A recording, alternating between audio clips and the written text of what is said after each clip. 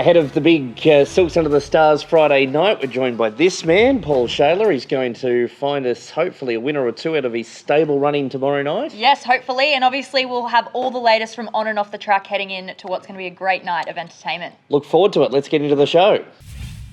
Welcome to a big edition of In the Box Seats. We're on the eve of Magic Millions National Classic Night. The weather is good for a change. You don't mention that, Mitch. We don't talk about the weather. No, I'm pretty confident this time around. Yes, we've got beautiful sunshine outside, so hopefully it's going to stick that way. We're going to have a great night tomorrow night. Big special guest joining us too, We Paul do. Shailer. Hey team, how are we? Welcome to the show. Yeah, thanks for having me. Appreciate it. It's been a great last 12 months for the stable, as you did outline that when you had a chat to Adam and I a while ago, that this team coming through, these 2 and 3 year olds, that you expected them to hit the ground and hopefully run well, and that's what they're doing for you and the stable. Yeah, I guess it's been a building process, guys.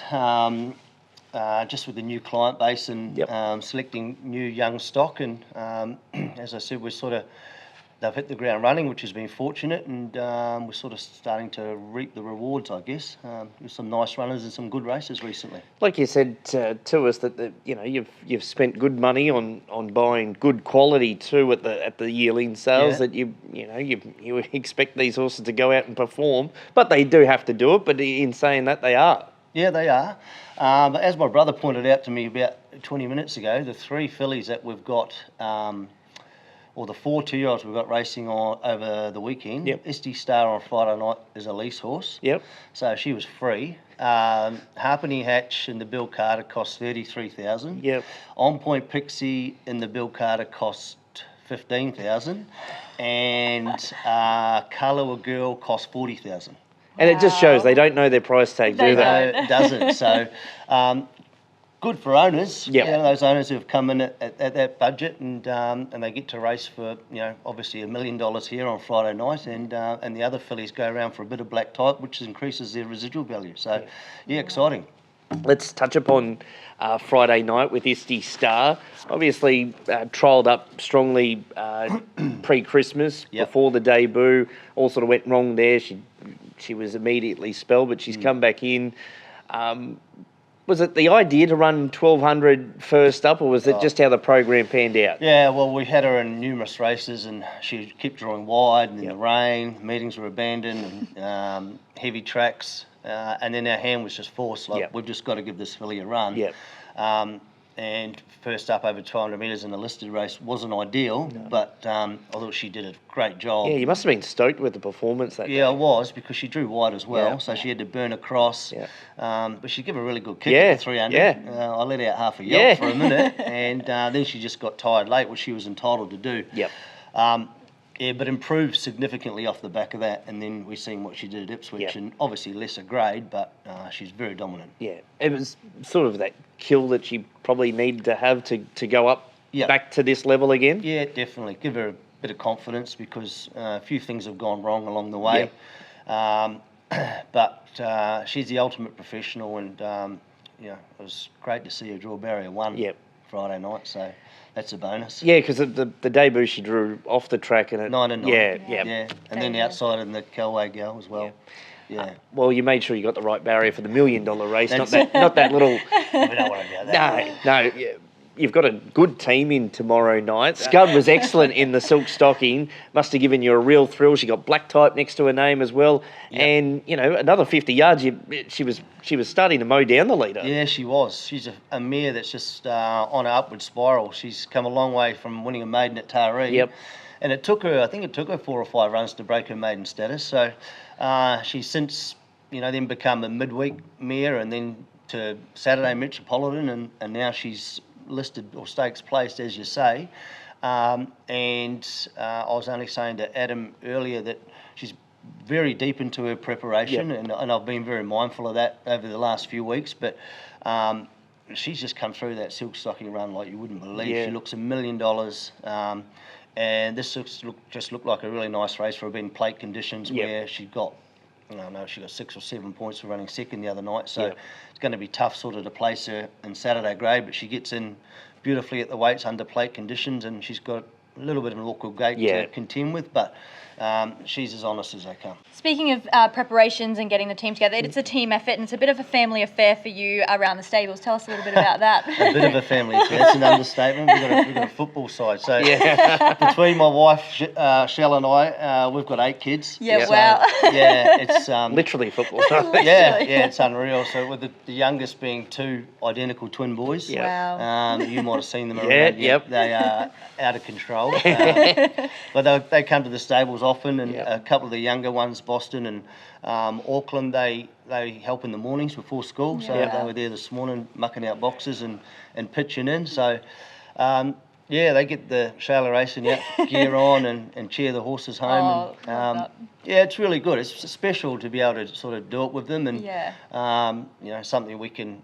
If we can win a big race this weekend, something we can sort of all enjoy together. Absolutely. Are any of them going to take the throne and start training anytime soon? I think they're all a bit young, but the oldest one are girls. 17 is Coda and 16 is Georgia. They're probably not so interested. And then underneath them is Indiana and Savannah, who 2 other girls who are probably not so interested. And then Boston, he's in there having a dig, but he's only 10. So, maybe. He might have to wait a while. And then Auckland and the twins, well, they're only 8 and the boys are 2 next month. So, they've got a bit to go yet. But at 10, he's good for a broom and a shovel. He's having a dig too. Having to give him a spray too often. So, no written warnings yet, but he's doing a good job. Excellent.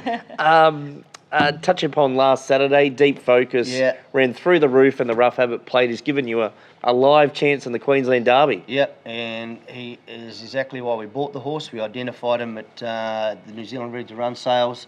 We thought he would be a Derby horse, even though he's by Deep Field, but he's out of a Zabeel mare, and there's a lot of Zabeel about him. He's a big, tall, rangy colt, and his whole prep has been pointed at the Queensland Derby. So he'll stay and he can sprint, so it'll take him a long way. And I thought last weekend was a fantastic Derby trial, just getting back and relaxing and running on. So really excited. He's come through it really well too. So fingers crossed he can draw, inside 7 or something, and he'll be competitive. Looks like anyone's race, doesn't it? Yeah. And I wouldn't swap my horse for anyone. No. I honestly believe that he is a really live chance, and I've, not in my own right, but I've had a lot to do with some pretty good horses, with Chris and Derbies and Oaks and whatnot. So I feel like I can sort of identify what horse it needs to take to win a Derby, and I hand him heart, I believe he's the one. You got 3 fillies, as you mentioned, in the Bill Carter on Saturday. Yep. Can you pick one out from the other, or? Oh, well, Harpenny Hatch probably picks herself. She's already stakes placed, and she's already proven at 1400. So, although she's been up a little while, but we've tried to space her runs, and we've followed the same profile as we did into the Kelway Girl this weekend, where she's 3 or 4 weeks between runs, with a trial on the Tuesday before the Saturday. So she trialled out here Tuesday, trialled beautifully. Just went through the motions, didn't ask her to do anything. She pulled up fantastic, and she takes her place in a race where she'll start first or second. I think she's second favourite, and she'll run accordingly. On Point Pixie has yet to win a race, but has run into a couple of nice ones. Got a bit of form around them. So again, proven at 1400. She's raced well at the 7 furlongs. And Carla Girl comes out of the Ken Russell here, where she ran 6th. Obviously the dominant winner in the race, but the sort of rest of the field was bunched behind them, and she didn't disgrace herself, but she's got to prove herself at the 1400. Blinkers go on for the first time. Work's been good. She's 100 to 1, but I think she'll race better than that. Who knows where that winner's going to? They've earmarked him as an Everest horse, or all sorts of things happen after his win the other day. That 6th place, he mightn't be too bad down the track. Thank you, Paul. Thanks for coming on the show, and we wish you all the best for Friday night and obviously the weekend ahead as well. Appreciate it. Great to have that chat with Paul. We covered a lot. He's got plenty of horses going around over the weekend, so best of luck to Isti Star and Connections in the Magic Millions National Classic. Yes. What is happening off the track? Speaking of Friday night, plenty happening. So the members' gates will open at 3:45 p.m. with the general admission gates opening at 4 p.m. Yep. We've actually got the National Pony Racing Series here as well, which we're really looking forward to. So those 2 races will be before the first. So you've got the small pony race at 4:25. and the large pony race at 4:35. So be on track early to catch that. It's so much fun. The kids have so much fun. So that's a great one. We'll have as we touched upon the show, Jet Newman, who's riding a lot of winners in the Northern Rivers, went through the pony races. Yes. So who knows where they can get to in their careers. Absolutely. But yeah, Jet went through the pony riding series and is now one of the boom apprentices in northern New South Wales. Could be world-class jockeys in the future. Yep. So get along to that.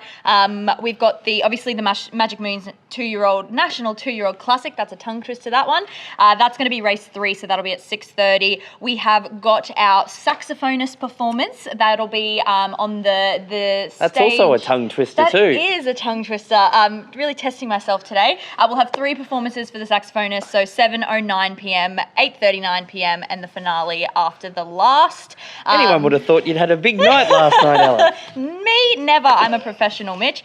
We will also have the drone show. So the beloved drone show that we had here in December will be back. So we're looking forward to that. Yep. That'll be the one to get to. Cool. The 7:39 p.m. will be the drone show. Yep. So we'll have these timings in your race books. So if you're not writing them down, check your race book on the day to get all these times.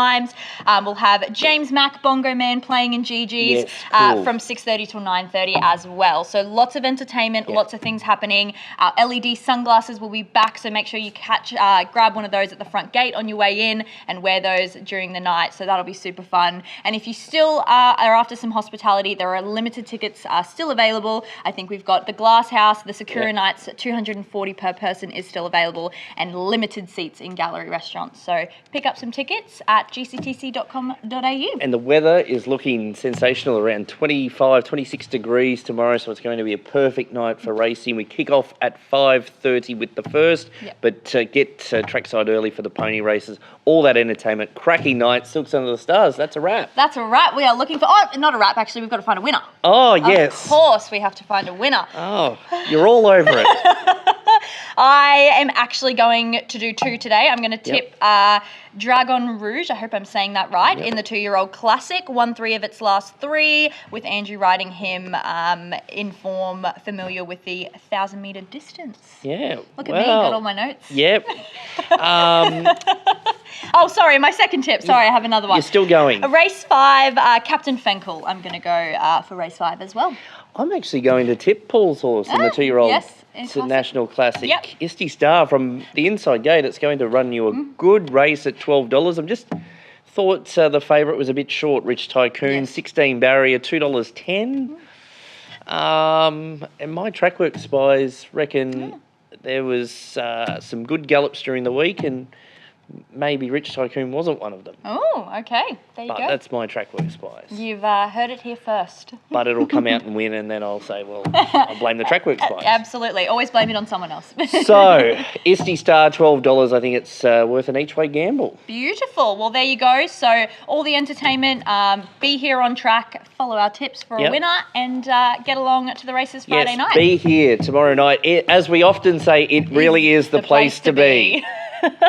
It really is. Catch your trackside tomorrow night here at the Gold Coast.